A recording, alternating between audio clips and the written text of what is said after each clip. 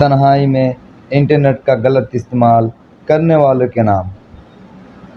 رونگٹے کھڑے کر دینے والے حدیث۔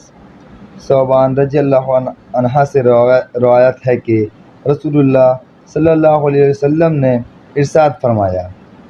میں اپنی امت میں سے یقینی طور پر ایسے لوگوں کو جانتا ہوں جو قیامت والے دن اس حال میں آئیں گے کہ ان کے ساتھ تہامہ پہاڑ کے برابر نیکیاں ہوں گی، تو اللہ عز و جل ان نیکیوں کو ہوا میں منتشر ہو جانے والا غبارہ بنا کر غارت کر دیں گا۔ تو ثوبان رضی اللہ عنہ نے عرض کیا، اے اللہ کے رسول، ہمیں ان لوگوں کی نشانیاں بتائیے، ہمارے لیے ان لوگوں کا حال بیان فرمائیے، تاکہ ایسا نہ ہو کہ ہم انہیں جان نہ سکیں اور ان کے ساتھ ہو جائے۔ تو رسول اللہ صلی اللہ علیہ وسلم نے ارشاد فرمایا، وہ لوگ تم لوگوں کے دینی بھائی ہوں گے اور تم لوگوں کی جلد ظاہر پہچان اسلام میں سے ہوں گے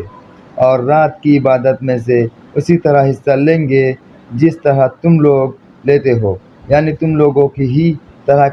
قیام اللیل کیا کریں گے، لیکن ان کا معاملہ یہ ہوگا کہ جب وہ لوگ اللہ جل جلالہ کی حرام کردہ چیزوں اور کاموں کی تنہائی میں پائیں گے تو انہیں استعمال کریں گے۔ سنن ابن ماجہ حدیث 4245، کتاب الزہد باب 29۔ یا اللہ، ہمیں پلک جھپکنے کی مقدر کے مطابق بھی ہمارے نفس کے حوالے نہ کرے، آمین یا رب العالمین۔